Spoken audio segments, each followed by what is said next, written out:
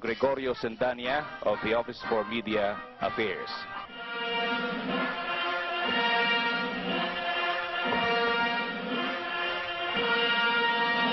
Ladies and gentlemen, the President of the United States and Mrs. Reagan.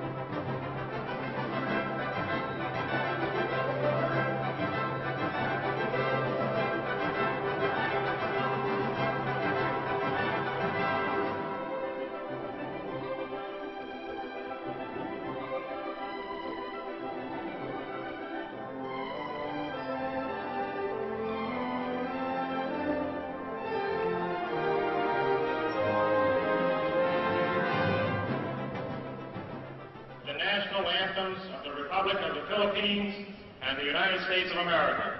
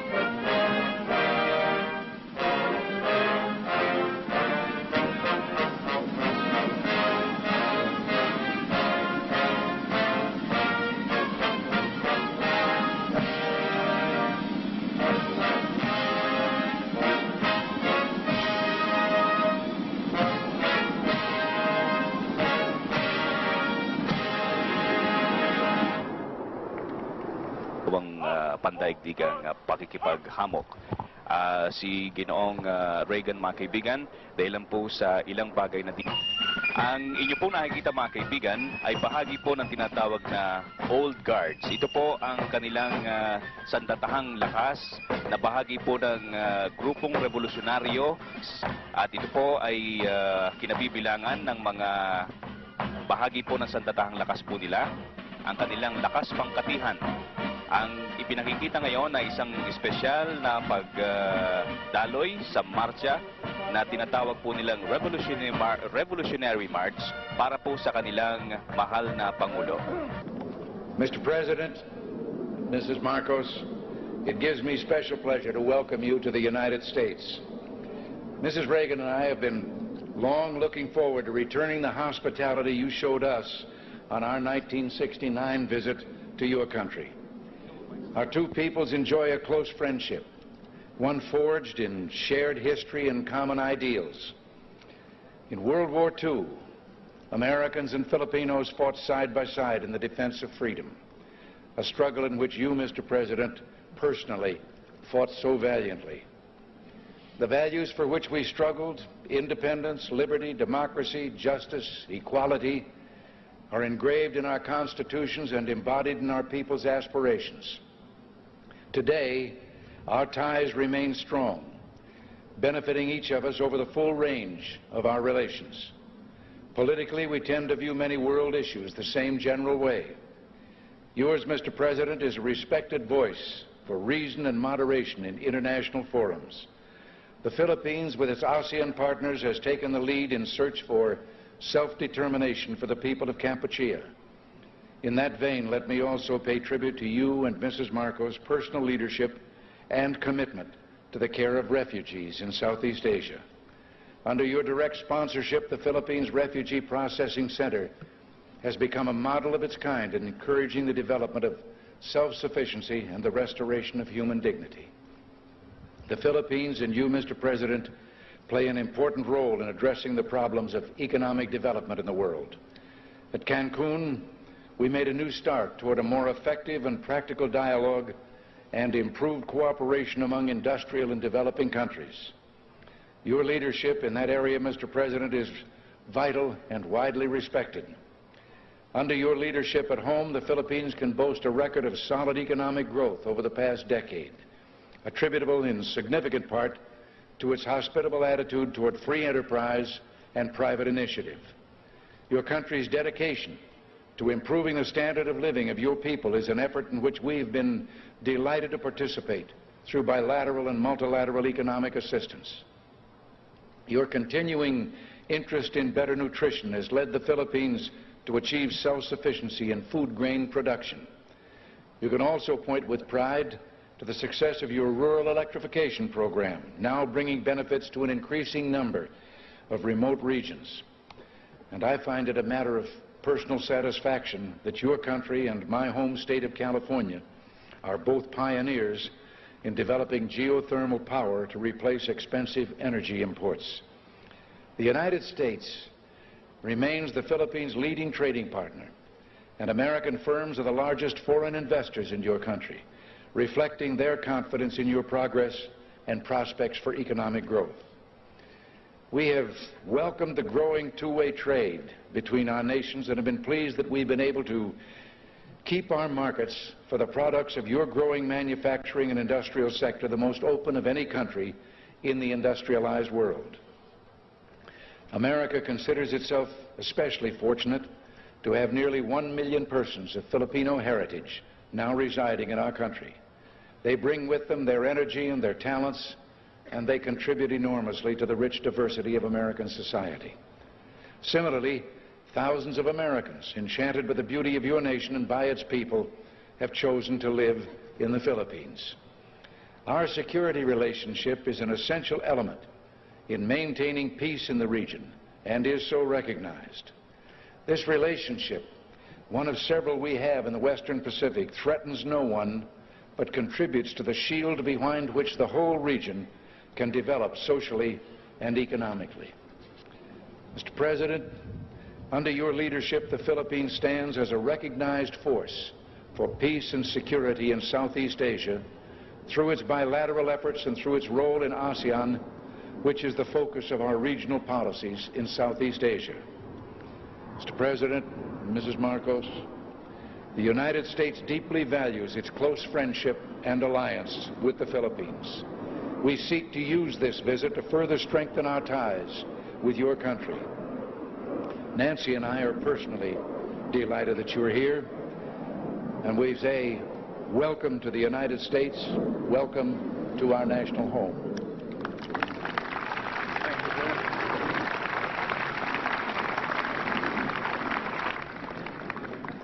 Thank you very much, President Reagan. Mrs. Reagan, members of the Cabinet, distinguished guests, my friends. On behalf of the 50 million people of the Philippines, Mrs. Marcos and I express our gratitude for your warm welcome to Washington and to the United States of America. this great and beautiful city, that is one of the few cities that was built as the capital for a great nation, is indeed, as has been written, the key to knowing the secret of America. And this house of the American people, an American frontier that never vanishes. Your beautiful city with its grand memorials, its monuments, its walks,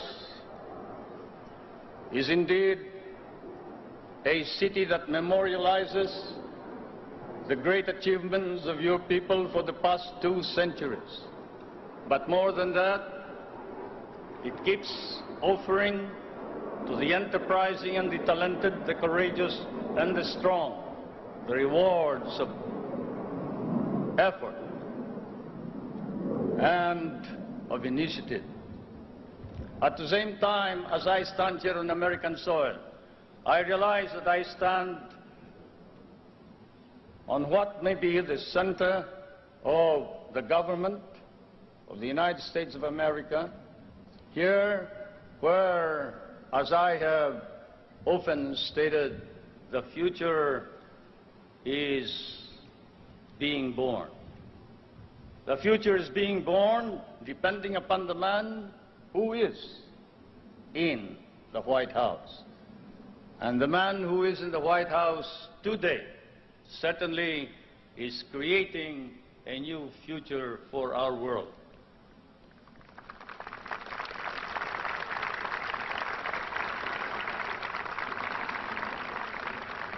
For Mr. President, I come from that part of the world wherein the poorest of the world's population live. I come from that part of the world that cherishes an image of America with its ideals, its dreams, its illusions. I come from the Philippines, a part of Asia which has been molded along the principles of American democracy. We learn to love these ideals and principles, and we lost 1 million of our people fighting for them in the last war. We have always stood by these ideals.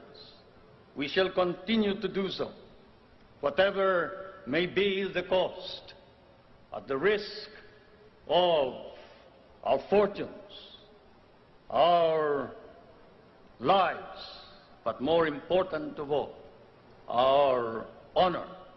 We stand for the ideals of democracy that is our legacy from the United States of America.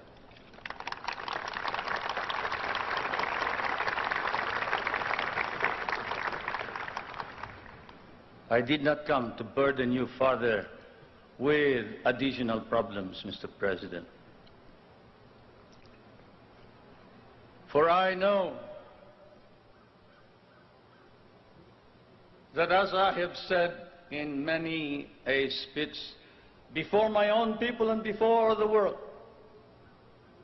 fate and destiny has decreed that the United States of America be the trustee of modern civilization against the threat of a possible second dark ages. And America cannot fail. And therefore, we, the Filipino people, come and bring to you a prayer that God and His divine providence may grant you guidance, strengthen both your heart and hand, so that that hand may be strong on the lever of power and save our humanity.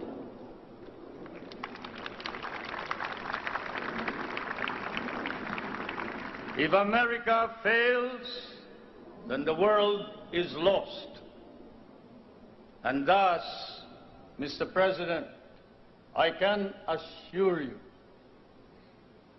that throughout all of Asia, there is nothing but a reservoir of goodwill for you, the American people, and the United States of America.